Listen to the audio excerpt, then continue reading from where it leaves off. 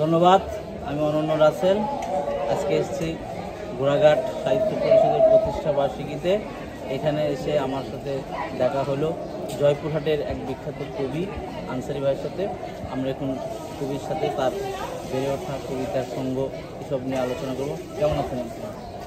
ভালো আছে। আপনি ভালো? হ্যাঁ।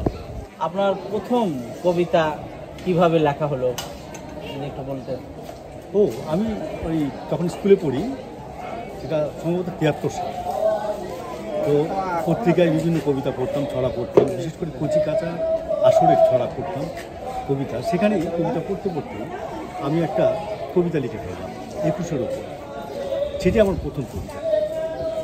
আপনার এ যাবৎ কয়টা কাব্যগ্রন্থ? বলে রাখি, আমি কিন্তু ছোটোবেলা থেকে লিখছি, কিন্তু মাঝে দীর্ঘ বিরতি ছিল। তারপর থেকে আমি অনেক পরে পুরোদমে লেখা শুরু করলাম। তো এ পর্যন্ত আমার মাত্র 3টি বই প্রকাশিত হয়েছে। আমি শুধু বইয়ের সংখ্যা বৃদ্ধি করতে চাই না, আমি ভালো লিখে বই করতে চাই।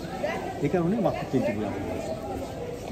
শেষ পর্যায়ে দেখলাম যে আপনি কবিতা থেকে ছড়াতে স্বাচ্ছন্দ্য বোধ করতেছেন। হ্যাঁ, নিশ্চয়ই। আমি মূলত ছড়াই লিখি। এতে আমার উদ্দেশ্য যে আমি শিশুদের জন্য কিছু করতে চাই। শিশুদেরকে বইয়ের প্রতি আকৃষ্ট করতে হলে, শিশুদেরকে বইয়ের সাথে বন্ধুত্ব করতে হলে আমাকে শিশুর ছড়া দিতে হবে, এবং সেই ছড়াগুলো যেন হাস্যরসের হয়, মজার হয়। ছোট শিশুরা যেন ওই কাঁদতে কাঁদতে পড়তে বসে হাসতে হাসতে পড়বে, এরকম কিছু আমি লিখতে চাই। তাতে করে হবে কি, ওই শিশুরা যদি বইয়ের প্রতি আকৃষ্ট হয়, বইয়ের প্রতি বন্ধুত্ব তার গড়ে ওঠে। এখন তারা ছোট শিশু তো বই পড়ছে, পরে গিয়ে আরও মোটা মোটা দামি দামি বড় বড় বই পড়বে। আপনি শুধু কবি না, একজন সংগঠক। মানে এই সংগঠক হওয়ার প্রেরণা কি? কেন আপনি মনে হলো যে আমাকে একটা সংগঠন করা দরকার? আমি ওই ছোটোবেলা থেকেই খেলাধুলার সাথে সম্পৃক্ত এবং বিভিন্ন সংগঠন করতাম। পরে এসে আমাদের জয়পুরহাট জেলার অন্যতম কবি ও ছড়াকার যতন কুমার দেবনাথের সাথে আমার 88 সালে পরিচয় হলো। তারপর থেকে আমরা দুজন মিলে শিশুদের জন্য পত্রিকা বের করি, অঙ্কুর নামে। সে পত্রিকাটা শুধু স্কুলে যেত, এবং সেই পত্রিকায় স্কুলের বাচ্চাদের লেখা ছাপা হতো, নতুন নতুন লেখক। আমরা ওই সময় এই পত্রিকা বের করে শিশুদের মধ্যে সাহিত্য চর্চার একটা ভালো সাড়া ফেলতে পেরেছিলাম, এবং তারা লেখালেখিতে আগ্রহী উঠেছিল।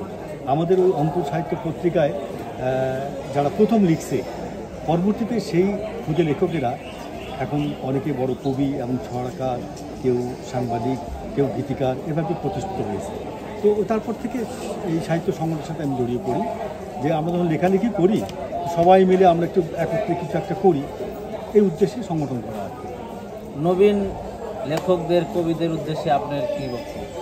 না, নবীন লেখকদের আমি বলি, এখন তো ফেসবুক এসে গেছে, এখন তো প্রকাশনার জন্য অপেক্ষা করতে হয় না।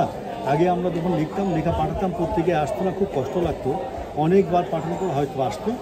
এখন সেটা লাগে না। এখন ফেসবুকের কল্যাণে আমি নিজেই লেখক, নিজেই প্রকাশক, নিজেই সব কিছু। তো আমি বলতে চাই, ফেসবুকে যে কবিতাগুলো প্রকাশ করা হয়, সেখানে একটা খুব দুর্বল কবিতাকেও দারুণ সুন্দর অনবদ্য এভাবে মন্তব্য করা হয়। এতে করে আপনারা কিন্তু ভুলবেন না, আপনাদের কিন্তু ভালো কবিতা পড়তে হবে, ভালো কবিদের কবিতা পড়তে হবে, এবং প্রচুর বই পড়তে হবে। পড়া পড়া পড়া এবং পড়া, তারপর আপনি লিখবেন। বর্তমান সাহিত্য সম্পর্কে জানতে হবে, অতীতের সাহিত্য সম্পর্কে জানতে হবে, সারা বিশ্বের সাহিত্য সম্পর্কে জানতে হবে। ইতিহাস, ধর্ম, জ্ঞান, বিজ্ঞান, সব ধরনের বই পড়তে হবে, না হলে ভালো লিখতে পারবেন না। ধন্যবাদ ভাইকে। তার কবিতা অমরত্ব পাক। তিনি কবি হিসাবে আমাদের মাঝে চিরকাল বেঁচে থাকেন। ধন্যবাদ আপনাকে।